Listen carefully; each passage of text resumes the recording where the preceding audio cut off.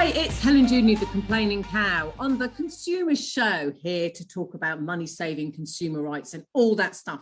And today I am really pleased to say that I have Kate Hall with me, who is the founder of the Full Freezer. Hi, Kate, lovely to speak to you. How are you today? I'm very well. Thank you so much for having me, Helen. It's a pleasure to be here. Right, well, I know a little about you, but of course our listeners don't. So tell us a little bit more about what you do. Absolutely. So thank you. Yes, I basically help families to reduce their food waste by using their home freezers more effectively. So I don't batch cook. I don't meal plan. I essentially teach people how they can freeze individual items of food rather than letting them go in the bin, and then what to actually do with them. Because I find that's a key part, that people are like, oh yeah, okay, so you're telling me I can freeze an onion or a pepper or some fruit or whatever, but then what do I do with it? And that's the really fun part of what I do, that I just help people get over that hurdle. So instead of wasting things, they can make their food last so much longer and they can enjoy so much more variety. Great. Right. Well, let's talk about some of those saving ways that people can save money, because obviously with the cost of living crisis that we've got at the moment, every little helps. So what would you say are your top 3 or your top 5 tips for using your freezer? I would say really the first place to start is to be organised in some way. So I make sure that foods are grouped together in categories. So usually when you go into someone's freezer, you know, you do find that it's all over the place. Everything just kind of gets chucked in, and then we stand there in front of our freezers going, I'm sure that I had this thing. I'm sure it's in there somewhere. And the label's fallen off it. The label's fallen off it. What is it? Absolutely, absolutely. And it is so common. It's the, you know, the sort of most unloved appliance in our kitchens, because we just put things in there and we forget about them. But actually, if you get it organised, and it doesn't have to be complicated. So literally, I will use things like shoe boxes and Tupperware, you know, large Tupperware containers to carve up the space in the drawers. And essentially what I get people to do is take one drawer out at a time and take a photograph of each item of food that you've got in your freezer, and then put it back. And once you've got all the photos of all the food that you've got, you can sit down with a cuppa and you can go, right, what categories do these fall into? How can I organise this so that I in future will know where these things are? And then I get people to label them. So not just the bags get labelled. And you're saying about the labels falling off. My top tip on the labelling front is buy yourself a Sharpie, because if you get a Sharpie, you can write on the top of the bag. I use the IKEA iStab bags. They have a strip across the top, and I think other shops, some other shops do those bags as well, where if they've got a coloured strip across the top, you can write on the strip and then you can wash it off, so you can reuse the bag as well. So it doesn't have to be single use, because that's the one thing that I do hate about the whole process of the freezer. Of the most efficient way to use the space is to use plastic freezer bags. So I do really encourage people to use them over and over and over. And if they want to, they can invest in the silicone ones that will last longer. But obviously, if people are trying to save money, and if they're on a really tight budget, then using sort of the standard freezer bags is an accessible way to get started. Do you just rinse them out then, or do you wash them out with soap, or what? So luckily, the ones that I use, you can actually fully turn them inside out. And what I will do is I will fill up my sink with hot soapy water, and usually, if I'm totally honest, I'm not very good at washing them immediately. So I will leave the bags in a particular part of my freezer, and when I've got maybe 10 bags or 20 bags, I'll go, right, okay, I'm going to stick on, my favorite podcast or a TV show or something, and I'm just going to get these bags washed. And I just pop them all into the sink, let them soak for a couple of minutes so that you can actually get the pen off, and then just give them a good scrub. And they actually will stand up by themselves. Once they're turned inside out, you can literally just leave them to air dry. And then I usually sort of spritz them with like a sort of an anti-bac kind of spray, and then I wipe them down and just make sure they're dry before they go back into the cupboard to be used again. But yeah, I find that categorizing the freezer and actually labeling the drawers, and either labeling or kind of color coding the spaces so that everybody else in the house knows this is where the meat lives, this is where the ice lollies live, and whatever like that. Just means that when you are wanting to actually use your freezer, you can find the stuff and it's not so overwhelming. So my freezer, because everything also gets decanted into the freezer bags and you can flick through, you've got that labeling across the top. If you imagine, my freezer is basically like a filing cabinet of food. So you can flick through those bags and you can pull out your onions and your peppers and your mushrooms and whatever, and everything I cook is cooked, well, not everything, but pretty much everything is cooked straight from frozen. So when people think about freezing, they're often thinking, oh, but I'm not that organized, I can't plan ahead to get stuff out, to defrost it, to cook it. If you're talking about vegetables, you don't need to. You're actually better to cook them straight from frozen. So it's a very easy way to kind of avoid any waste by freezing those fresh veggies that you otherwise wouldn't be getting around to. But the key with that as well, you're saying about tips, is to also make sure that you do what I've referred to as open freezing before you put things into bags. So for example, if you had, say you've got a punnet of strawberries, like I always find strawberries, even though we go through them relatively fast, sometimes you buy a punnet and you're like, they're already a bit ropey, they're already starting to turn a bit. And rather than forcing us to eat them really quickly, I'll give them a really good wash, dry them off, cut them into sort of, bite-sized pieces, into halves or quarters. And then the open freezing idea is you pop them onto a tray that's just lined with some baking parchment. I've got special trays that stack in my freezer, but you can equally just use a baking tray or a picnic plate or a Tupperware lid, and you just pop that food on, spread out, so it's not all clumped together. You pop it in the freezer, let it freeze through, and then once it's frozen solid, you can move it into the freezer bags. And the reason for doing that is then you don't end up with that frozen clumped up ball of food that you've then got to hack, to get pieces of it off, or you've got to defrost the whole lot and use the whole lot in one go. Do the strawberries not go to mush? So this is the thing, you don't defrost them. So when you want to eat them, you can, say if you wanted to bake if you wanted to make a crumble or bake something, you could literally just chuck them into whatever you're making from frozen. If you were wanting to make a smoothie, use them straight from frozen. You can make sorbet with them. I actually, this morning, I'm on a bit of a, the pre-summer health kick at the moment. I was like, I'm a bit peckish, what shall I have? And I had a bowl that had frozen raspberries, frozen strawberries, frozen grapes and frozen mango. And you just let it, you let it sort of soften ever so slightly, give it sort of 5-10 minutes to defrost a tiny bit, but then eat it frozen. And actually they're really refreshing, and fruits sort of go almost like a sort of natural sorbet when they're frozen. So if you're somebody who likes the flavour of fruits, but you don't always like the texture, it's well worth trying, because I find basically it's like if grapes get to a certain point, I'm like, oh no, that's too squishy, I can't eat that. But if I freeze them, they're delicious, and they are just like little sorbets. It's really, really tasty. Right. So is there any fruit you wouldn't freeze? No, there's literally not. I would literally freeze everything. It is just this mindset shift of how you use things. So for example, if you froze banana, I always freeze banana in slices, open freeze it, so I've got my slices kind of all separate, and then they can be whipped up into a banana ice cream. Literally, you just put frozen bananas into a blender and just whiz it, and it will eventually turn into a really creamy kind of soft scoop ice cream. Or as I say, you could just eat the slices frozen, or you use them to cook with. That's the mindset shift, is going, okay, well, you can't just defrost.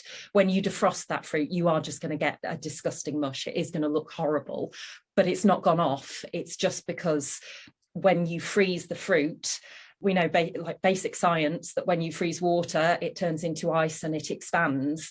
And essentially what we've done when we've frozen the water that's within the fruit is we've broken all of the cell walls in the fruit. So that's why it then just goes to mush, and it's just disgusting. But we've not made it unsafe to eat. We've not made it, we've not done anything else to it. So it's just that thing of knowing, okay, I've frozen it, but now this is how I can now use it. I can't just eat the banana like I would normally eat a banana. I need to do something with it. But usually it's something quite quick and easy. So yeah, it's good fun.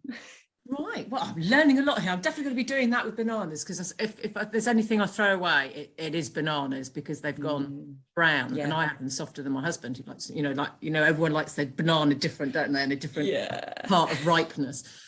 And I do put them in the bread maker sometimes, but usually that is one thing. So I'm going to try that. I'm definitely going to freeze that. We very rarely have strawberries over, because we do love our strawberries, but we do grow our own strawberries. And Fantastic. the year before last, we had masses. We were giving them to the neighbours, and they go wild. We didn't even plant them. Amazing. And yes, we had masses. So I'm definitely going to. We will be freezing strawberries by the sounds of it this year as well, because I was gutted throwing strawberries away. I mean, that was like that's my favourite food. That, you can't beat a lovely strawberry. And so it was breaking my heart to be throwing strawberries away. So now I know that I can freeze them, because I just thought it'll go to mush. Yeah, that's it. It's just having the confidence of knowing on the other side of it, what are you going to do with it after? Yeah. And once you've sorted that, you can save a fortune, and it's great for the environment to avoid that waste as well. Absolutely, of course, and saving money, particularly as it was free in the first place. Absolutely, that's a winner. Do you make jams with your fruit? I don't personally, but only because I'm not really a jam maker, but my mum does. My mum makes quite a lot of jams and marmalades and things. And literally she'll just use frozen fruit. So she's similar. She's got some bits and pieces that she grows. And if she gets a glut of strawberries, she'll freeze them initially. So she's got the flexibility to make the decision between, what she wants to do with them. But if she ends up keeping on getting more and more and more, then usually jam will be the thing that she turns to make good use of them. So it's always because that's the old fashioned, what you did with fruit, wasn't it? Because when I was growing up, it's what my mum did with our raspberries, was make loads of raspberry jam. Or we used to go fruit picking, and that was to make jam. Yeah, absolutely. I think I don't particularly like jam, but other than that, no. I'll be honest, for somebody that works in a business that is all about food, I was a horrifically fussy eater growing up, and for probably about 6 years of my life, I think all through primary school, the only thing I would eat in my lunch boxes was jam sandwiches. So I've got a bit of an aversion to jam now, unless it's in like a Victoria sponge. Just like, no, you know what? I think I've had my life's dose of jam now. I don't really need any more. Well, you might be giving me hope for my son, who's 14 and has a very poor diet. He eats so little, and there's so little variety. So hopefully you're giving me some hope that he might grow out of it. It's definitely something that I think when you get to a certain age, you realise that, one, there are more interesting things out there, and two, I just found that it was just so embarrassing. I'd go out with friends and everything would be ordered plain, and the sauce had to be on the side, and everything had to be on the side. And now I look back and I think, oh my gosh, I know it's ridiculous, but it's like, how wasteful was I as well? Because I'd have a bite of a meal and then I'd be like, no, I don't like it. I won't even really try. I'm sure he'll get there in his own time. Thank you. You're giving me some hope. In the crisis that we've got at the moment, people not being able to, afford food and all the rest of it. What are the main issues that you're seeing people have at the moment that they need most? Say they need most help with. They need sort of anything that you find particularly is helping people at the moment. For a lot of people, a large part of it isn't specifically on what I do. For a lot of people, it is actually just the thing of getting more disciplined about making sure you've got a list and making sure you check your cupboards and, check your fridge and your freezer and don't buy more than you need. Because I think we're coming out of a very, very wasteful sort of phase of decades. It's not a recent thing, like for years and years and years. I mean, there's a stat from the Waste Resources Action Programme, WRAP, where they found that the average family wastes over £730 of perfectly edible food every single year. Because we just buy things because we're on that hamster wheel of, we've got busy lives and we're just buying the same shopping list again and getting the same foods that we know we like, but then we can't eat them fast enough. So they end up going away. So there's that side of it of making sure that we're making lists and checking what we've got. But then I do love where I do connect with people, and it's quite nice. I've had a nice sort of swell of people come into my Instagram recently where people realize that, okay, I'm not, maybe there's somebody who's like me, who's not great at maybe meal planning. They can't decide on a Sunday what they want to eat on a Thursday. And when they realize that actually they can start to freeze the things, so they can do that normal weekly shop or whatever it might be, however regular it might be. But instead of letting those things go in the bin, they can start to siphon them off into the freezer instead. And then they get to a point where they can actually cook a meal without having to go to the shop at all. Like, all the ingredients are there in the freezer or in the cupboard. And once people kind of shift into that, a different perspective on their freezer, rather than it being like this long-term place where they just chuck food, or they have to batch cook, or they have to buy frozen foods, which are great if somebody wants to prep frozen veg or fruit. Like, it's a brilliant option if you're time poor, even if you just rather not do the work of chopping things yourself. But once you shift into it, you've got that benefit that you're obviously saving money because you're wasting less food. You're not throwing things in the bin, so you've got to be saving money from that. But also you can reduce the risk of you buying more of the things that you don't need. So we all know, that kind of age-old thing of like, I just need to pop to the shops for some milk or for a loaf of bread or whatever it is, and then £40 later you're like, what? What on earth? And a lot of the time it might be things that you're going to eat, but a lot of the time as well, people end up buying things that then go in the cupboard that they forget about and that they don't use. So if we can reduce the amount down that we need to go to the shops, then we can reduce that temptation. And also, if we have food in stock in our house, so if we have a good stock of foods in the freezer and in the cupboards, then we can resist the temptation as well for the convenience stuff of like, oh, let's just get a takeaway, which I've got nothing against takeaway every so often, like, or if you want to have a regular night of the month or night of the week or whatever it might be. But I think we see a lot at the moment of people, and particularly younger people, who are relying on this delivery service, that it's like, oh, I'll just order this, I'll just order that. And it's costing people an absolute fortune. And it means they're also not, people, the actual skill of cooking is getting lost. So it is something that, I feel like as a parent, I feel really strongly that I want my kids to know how to cook. Even, I'll be honest, my kids are 6 and 3 at the moment, so the 3-year-old is particularly fussy, and it can be a battle with kids to sort of get them, like you say, about the variety and everything like that. But if they can get the building blocks in place to at least know how to chop things up and how to put things in a frying pan, and what oil, whether to use oil or not, or whatever it might be, we can help to give them the confidence. Because like, I'm no master cook, I am no amazing chef at all. I literally, I kind of throw things together and hope for the best.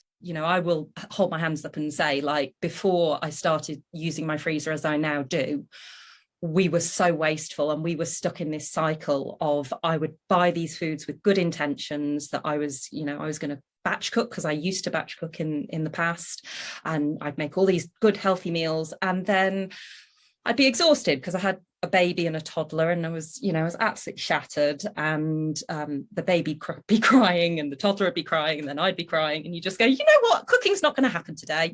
And we'd either get a takeaway, or we'd go and get a sling in the oven sort of meal, and all those foods in the fridge would end up in the bin. And it's like, this is so wasteful.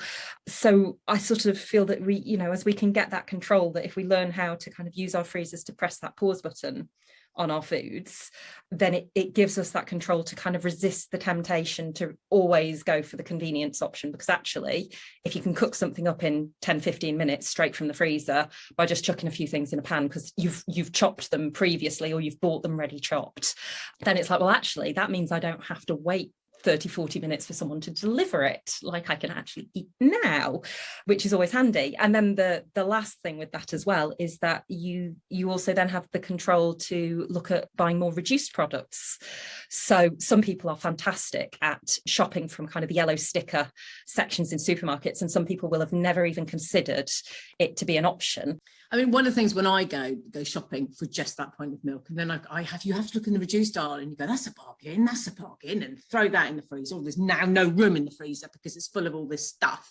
What are your tips around that? That is such a good point, because it's so tempting to just grab those bargains. And actually, my main tip with it would again be to look at how you're storing things in the freezers. So what I find really helps if you've bought more than you can actually kind of fit into the freezer is looking at repackaging things. So for example, if you've got something that's soft or wet, so like milk or maybe a soup or something like that, or if you've got leftovers as well, if you've got things like chili, then you can pop those into a freezer bag. So just put the bag into a cup or a jug to kind of hold it steady, decant them into the freezer bag in usable portions. You need to make sure it's an amount that you're going to be able to consume kind of in within a 24-hour window when you've defrosted it. And then you can freeze it lying down on a plate or a tray or whatever. And that will mean that it's going to take up a lot less space in your freezer, but also it's going to defrost a lot faster. And that goes as well for things like minced meat. So say if you're buying packs of, beef mince or turkey mince or whatever, then if you separate it into usable portions and freeze it flat in freezer bags, you're going to take up a lot less space than if you've got that big bulky packaging in. And I do the same for things like chicken breasts. I'll butterfly a chicken breast and freeze it flat. And again, like decanting anything that's in bulky boxes where you've got that risk of using some of it and then ending up with the box taking up most of the space in the freezer. Yeah, those mince boxes are and they're huge. Yeah, they're ridiculously big, aren't they? They take up a lot of space with just the air. That's it. And they don't protect the food very well either, because there's quite a big gap between the food and the packaging. If you've got something that's quite slim and that's vacuum packed, like usually like a salmon fillet or something might be vacuum packed, then you can just chuck that in the freezer because it is fairly slimline. But yeah, looking at decanting things and definitely freezing in usable portions is really, really helpful. So you don't have these massive, a massive block of mince to defrost that's going to take like 2 days in the fridge. You can just get it out. And I actually defrost things. If they're frozen flat, I'll put them in a dish of very cold water and weigh them down with a cup, and that will mean that they defrost usually within an hour. So you just change the water every half an hour to keep it cold. And you can even put it in water in the bottom of your fridge if you're going out somewhere and you're not going to be there to change the water, and it will defrost a lot quicker than just in your fridge, and it's a lot safer. Like, people shouldn't defrost food on the side in the kitchen because it's a safety risk. It gives the opportunity for bacteria to develop. So cold water is my top tip on that front. Oh, right. Okay. So when you're saying you shouldn't leave them on the side, sort of uncovered, it's still not okay if it's all covered? No, because it creates, basically, bacteria develops at room temperature. So if you leave something on the side, you're giving it the bacteria the opportunity to grow within the food. And although you can kill bacteria off by cooking, sometimes they'll release kind of spores which have toxins in them, which you can't destroy during the cooking process. So making sure that you always defrost food either in the fridge or in a dish of cold water or in a microwave, as long as if you microwave it, you need to then cook it immediately, because as soon as you heat it up, you need to be heating it all the way up to sort of over 70, 80 degrees to make sure that you don't give that bacteria time to develop.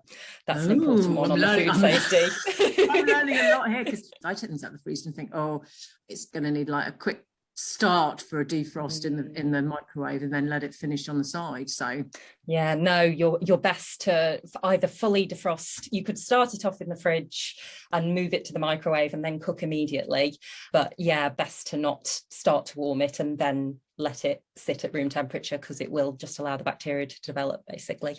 Oh, right. God, there's so many tips for ages ago. Who knew there was so much about the freezer? I think we're going to have to come to an end, but I have to ask you about onions and peppers, because I freeze them. I just literally just throw them in the freezer, chopped up usually, and then, but they still got, there's lots of mush if you try and fry them. So the key to it is making sure that you've got a really high heat initially, because when you put that veg into the pan, you want to try and evaporate off the excess moisture as quickly as possible. So they will be a little bit softer than if you were cooking them from fresh, but generally I've found if you're cooking something like, you know, a risotto or a stir fry or curry, by the time you've actually cooked the dish, you're not going to be able to tell that it was frozen, but you do have to try and kind of evaporate that heat off early in the process rather than the veg sitting in a lot of moisture in the initial stages of cooking. I find that works really well. Right, and there's no secrets to just, and you can just throw it straight in the freezer? I usually will open freeze things like onions and peppers again so that they don't kind of clump together. But if you don't find you have a problem with it, it's only if the food is particularly kind of crammed into the freezer that you might find that things are kind of frozen into a ball. So if you've got enough space in the freezer to put them in and kind of just make sure that the food is separated out a bit, then there's no reason you can't do that. That's absolutely fine. One thing I would say is that with vegetables, generally, it is recommended that you blanch them, which is a process of throwing them into boiling hot water and then moving them to ice water, and that helps to preserve the quality of them. It stops enzymes in them that deteriorate the quality. But for a lot of things like onions and peppers, I don't bother to do those things. It tends to be more for sort of root veg where you're not starting the cooking process, but I find it helps with things like sweet potatoes and carrots and everything to have gone through that blanching process. And it is another safety measure. It does help to reduce any risk of bacteria growing as well. So it is a good practice to get into. But I always say to people, if you've got a choice between blanching and freezing, or if you know that blanching is going to mean the food ends up in the bin because you've just not got the time to do it, then just freeze it. Just wash it really thoroughly, dry it off, chop it up and freeze it, because it's better than it going in the bin. Right. Well, thank you for that. My personal tips there at the end for me. Thank you. I'm sure everyone else will find them helpful as well, though. Absolutely massive. Thank you so much for your time, Kate. Tell our listeners exactly where people can find you and more about you and all that you do. So I am on Instagram at The Full Freezer, and I also have a free Facebook group called The Full Freezer Family, which people are very welcome to come and join, and they can find me online at thefullfreezer.com. Well, that's lovely. Thank you so much for your time. Thank you for having me. It's been lovely. And that was the end of this week's The Complaining Cow Consumer Show. Thank you for joining us. Don't forget that you can find me on thecomplainingcow.co.uk, Complaining Cow on Twitter, and The Complaining Cow on Facebook and Instagram. And don't forget, you can also buy one of my books, How to Complain, The Essential Consumer Guide to Getting Refunds, Redress and Results, and 101 Habits of an Effective Complainer with 15% discount with ELR Cow. Thank you very much.